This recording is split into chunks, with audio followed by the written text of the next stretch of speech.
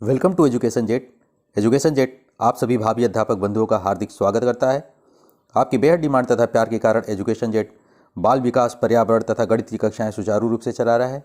बाल विकास तथा पर्यावरण के अति महत्वपूर्ण क्वेश्चंस की सीरीज भी चल रही है, तो आप लोग उसे जरूर देखें। तो चैनल को लाइक और सब्सक्राइब करना ना भूलें, ताकि जब भी मैं वीडियो अपलोड करूँ आपके पास उसकी नोटिफिकेशन जाए। टाइम ना वेस्ट करते हुए हम लोग स्टार्ट करते हैं। सृजनशील बालकों की पहचान एवं विशेषताएं। तो सृजनशील बालकों की क्या क्या पहचान होती है? बालक जो होता है वो आत्मविरोधी होते हैं, मतलब बाहर से हंसमुख, अंदर से गुमसुम। ठीक, अपने कार्यों को का स्वयं विरोध करते हैं, करें ना करें, करें ना करें, इस तरह की इनके अंदर भावना रहती है। कल्पनाशील होते हैं। कल्पनाशील का मतलब वो जैसे दिव्य स्वप्न भी देखते हैं, खुली आंखों से सपने देखना शुरू करते हैं, अरे आज ऐसे ऐसे। ठीक है, तो इस तरह की चीज़ें होती हैं। या बालक अधिक दृढ़ निश्चयी होते हैं। ठीक है, तो बालक जो होते हैं किसी काम को करना है तो करना है, दृढ़ निश्चयी होते हैं। या बालक जो होते हैं संवेदनशील होते हैं। इनकी संवेदना क्या होता है, किसी चीज़ को लेके बहुत ही संवेदनशील हो जाते हैं। तो जो बालक संवेदनशील नहीं होते वह ना तो क्या होते हैं, रचनात्मक होते हैं, ना सृजनात्मक होते हैं, ना ही प्रतिभाशाली भी बालक ऐसे नहीं होते हैं। ठीक, जो बालक अपनी क्षमता तथा योग्यता के अनुसार जो कार्य करता है वह क्या होगा, संवेदनशील होता है। ठीक है, अब बालक क्या होती है, इसमें बालक जो होते हैं अपराधी टाइप के भी हो जाते हैं, अपराध करने की इनके अंदर क्षमता शुरू हो जाती है। उसके बाद बालक जो होता है अपरंपरावादी होते हैं। तो इसमें जो बालक होते हैं वो परंपरावादी होते हैं, कुछ नया करते हैं, परंपरा को तोड़ते रहते हैं, तो ये चीज़ भी होती है। उसके बाद बालक क्या होते हैं, इसमें साहसी भी होते हैं, बहुत ही साहस होती है उनके अंदर, और परिश्रमी होते हैं ऐसे बालक। ये हम किसकी बात कर रहे हैं, हम ये कर रहे हैं सृजनशील बालकों की पहचान या विशेषताएं की बात कर रहे हैं, कि नया करने की उनके अंदर क्षमता जो होती है। नेक्स्ट देखते हैं, रचनात्मक कार्यों में रुचि रखते हैं। तो ऐसे बालक क्या होते हैं, मेन जो हमारा है सृजनशील बालकों की यही तो पहचान। सृजनशील का मतलब ही क्या होता है, रचनात्मक कार्यों में रुचि रखते हैं। समस्या समाधान की क्या करते हैं, वो योग्यता भी रखते हैं। ठीक है, उसके बाद कार्य में निष्ठा रखते हैं, कोई भी कार्य अगर करते हैं तो उसमें निष्ठा रखते हैं कि भाई ये काम हमको प्रॉपर वे में अच्छे तरीके से करना है। स्वयं निर्णय लेने की क्षमता भी रखते हैं कि भाई ये काम जो है अगर हम करेंगे तो अच्छा होगा, मतलब निर्णय उनके अंदर क्षमता होती है कि हम निर्णय ले सकें। बहुमुखी प्रतिभा के धनी होते हैं। बहुमुखी प्रतिभा मतलब बहुत सारे कार्य एक साथ कर सकते हैं वो। और दूरदर्शी होते हैं। दूरदर्शी मतलब पहले से ही पता लग जाता है उनको कि इसको काम करने से हमें फ़ायदा है या नुकसान है, तो इसी को बोलते हैं दूरदर्शी। नेक्स्ट देखते हैं, सृजनात्मकता के विभिन्न परीक्षण। तो जो साइंटिस्ट थे उन्होंने क्या किया था, इन सब के लिए परीक्षण किया था, और उसका क्या कुछ मेजरमेंट बनाया था, मापन के लिए कुछ इकाइयाँ बनाई थी। तो पहला है GMCTGS। ये क्या होता है, ये है बेसिकली गिलफोर्ड टावर्स मेरीफील्ड का महाविद्यालय के विद्यार्थियों के लिए सृजनात्मक परीक्षण। ठीक है, Guilford Merrifield creativity test for college student, इसी को बोलते हैं, इसका फुल फॉर्म है ये। ठीक, अब ये क्या था, इसमें क्या क्या टेस्ट के मापन क्या क्या उन्होंने किया था, मापन में क्या क्या मैंने धारा प्रवाह देखा था। ठीक है, बोलना है बच्चे कितने अच्छे से बोल रहे हैं, धारा प्रवाह उनका बोलने का तरीका क्या है, मौलिकता मतलब कोई भी नई चीज़ के लिए उनका क्या है रुझान है, विस्तारण किसी चीज़ को कितने अच्छी तरीके से विस्तारित या करके एक्सप्लेन करके बता सकते हैं। पुनः परिभाषीकरण, कोई भी चीज़ उनको बताया जाता है तो उसको फिर से वो किस तरीके से अपनी भाषा में उसको कैसे वो कर सकते हैं। तो ये सब चीज़ें जो है किसने किया था, ये परीक्षण था GMCTGS परीक्षण। नेक्स्ट देखते हैं, इसमें एक था TTCT। ठीक है, ये परीक्षण था टोरेंस का सृजनात्मक चिंतन का परीक्षण। तो ये क्या था, ये अशाब्दिक और शाब्दिक, मतलब अशाब्दिक मतलब जो बिना शब्द के यानी नॉन वर्बल, और एक शाब्दिक जो होगा वर्बल, मतलब मुंह से बोल के और कुछ ऐसे संकेत के द्वारा, ये था। उसके बाद PCT पासी का सृजनात्मक परीक्षण, ये था PCT पासी क्रिएटिविटी टेस्ट।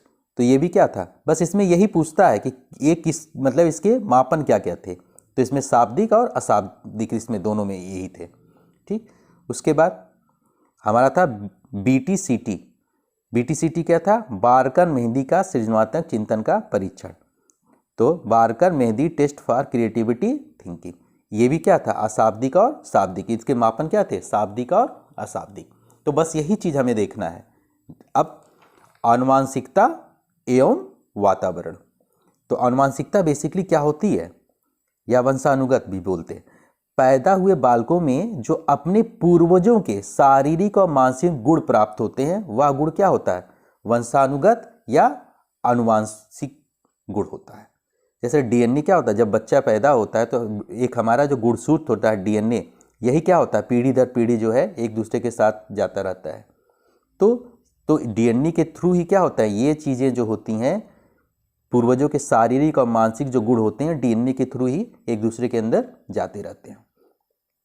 बालक के जन्म के बाद जो भी उससे सभी गुणों में परिवर्तन आता है, वह वातावरण के कारण आता है, ये तो पता है। तो आनुवांशिकता और वातावरण का गहरा संबंध है एक तरीके से अगर देखा जाए। ठीक, अब वैज्ञानिकों ने कुछ मत दिया था, जैसे BN झा ने क्या बोला था? वंशानुक्रम जन्मजात विशेषताओं का योग है। ये किसने बोला था? BN झा ने बोला था। और कौन कौन से थे? वुडवर्थ ने क्या बोला था? वंशानुक्रम में वे सभी बातें आ जाती हैं जो जीवन का आरंभ करते समय ही उपस्थित होते हैं, जन्म के समय नहीं अपितु गर्भाधान के समय जन्म के लगभग 9 माह पूर्व व्यक्ति में उपस्थित थी। ठीक है, ये चीज बताया था इसने, कितने? वुडवर्थ ने। जेम्स ड्रेबर ने क्या बताया था? माता पिता की शारीरिक व मानसिक गुणों का संतानों में स्थानांतरण होना वंशानुक्रम। तो ये सब क्वेश्चंस जो हैं, ऐसे ऑप्शंस दिए रहेंगे 4, उसमें से आपको बताने हैं कि आनुवंशिकता एवं वातावरण की ये चीज़ें क्या क्या, किसने क्या बोला था, ये चीज़ याद होना चाहिए। रूथ वेंडिक्ट ने क्या बोला था? आनुवंशिकता माता पिता से बच्चों में विशिष्ट गुणों का संक्रमण है। ये किसने बोला था? रूथ वेंडिक्ट ने। ठीक है, अब हम लोग आगे देखते हैं आनुवंशिकता का नियम। अब आनुवंशिकता के नियम क्या है? बस ये पूछता है कि कौन कौन से इसके नियम है, कौन कौन से क्या है, तो ये सब चीज़ें केवल बस पूछता है। तो पहला हमारा समानता का नियम, विभिन्नता का नियम, प्रत्यागमन का नियम। ठीक है, उसके बाद बीज कोष या निरंतरता का नियम किसने दिया था? बीजमैन ने दिया था। ठीक है, जैव सांख्यिकी का नियम गाल्टन ने दिया था। तो ये सब इस तरीके से ये है। अब वंशानुक्रम का प्रभाव, तो क्या क्या प्रभाव पड़ता है ये वंशानुक्रम का देखते हैं। गोडार्ड व डगडेल ने जो बताया था। एक चीज़ और इसको हम लोग देख लेते हैं अच्छे तरीके से, जैसे समानता का नियम। तो समानता का नियम क्या था? इस नियम के अनुसार जो था, पहली बात तो इसको किसने दिया था? तो इसको सोरेनसन ने दिया था। किसने दिया था? सोरेनसन ने दिया था। तो ये नियम क्या था? तो इस नियम के अनुसार क्या होता है कि जैसे बच्चे के माता पिता होते हैं वैसे ही उसकी संतान होती है, इसी को बोलते हैं हम समानता का नियम। ठीक है, अब ये बहुत इंपॉर्टेंट है जो विभिन्नता का नियम। विभिन्नता का नियम इसको भी किसने दिया था? सोरेनसन ने ही दिया था।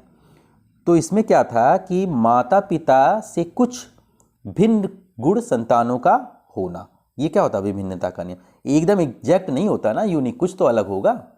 उसके बाद प्रत्यागमन का नियम। प्रत्यागमन का नियम क्या था? तो प्रत्यागमन का जो नियम था उसमें माता पिता के ठीक विपरीत गुणों का संतानों में होना होता है, इसी को बोलते हैं प्रत्यागमन का नियम। तो ध्यान से आप लोग सुने, समानता का नियम कि माता पिता के गुणों का संतानों में समान रूप से आना, विभिन्नता का नियम कुछ भिन्न होना, प्रत्यागमन का नियम ठीक विपरीत गुणों का संतानों में होना।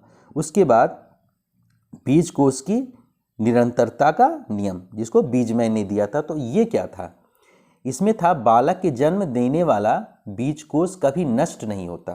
बीज कोष क्या होता है? पीढ़ी दर पीढ़ी चलता जाता है, इसको बीजमैन ने दिया। मतलब DNA एक तरीके से मान लीजिए, DNA क्या होता है? कभी नष्ट होता नहीं, एक पीढ़ी से दूसरी पीढ़ी, दूसरे से तीसरी पीढ़ी, इस तरीके से जाता है। उसके बाद एक नियम है जैव सांख्यिकी का नियम। किसने दिया था? गाल्टन ने दिया था।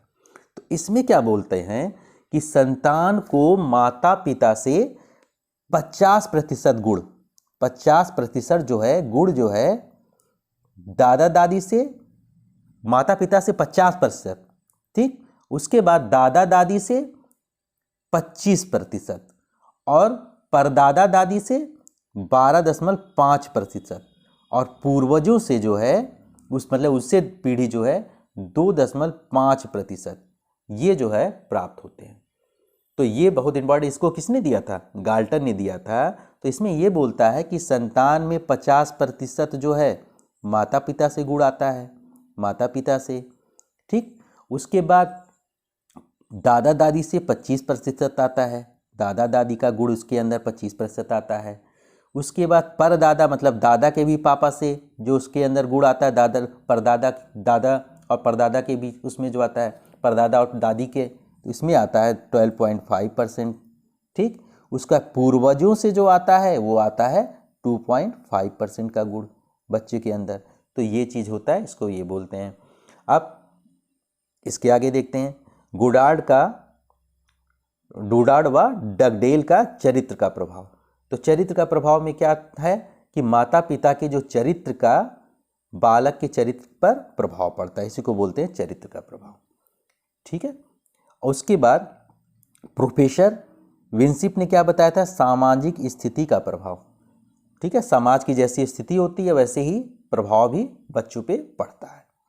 उसके बाद क्लीन वर्क व कार्ल पियर्सन का क्या था? प्रजाति का प्रभाव। तो प्रजाति का भी प्रभाव पड़ता है बच्चों पे कि किस प्रजाति के हैं। उसके बाद रेमंड कैटल का क्या था? व्यवसाय का प्रभाव। रेमंड कैटल ने बोला था। स्पीयरमैन ने बुद्धि का प्रभाव दिया था। थर्नाइड ने जन्मजात शक्तियों का प्रभाव दिया था। तो ये याद रखने की बस चीज़ है, इसका एक्सप्लेनेशन नहीं आएगा, बस किसने क्या प्रभाव दिया था ये जो है आपको याद करने की ज़रूरत है। अगला हमारा जो टॉपिक होगा वातावरण और पर्यावरण।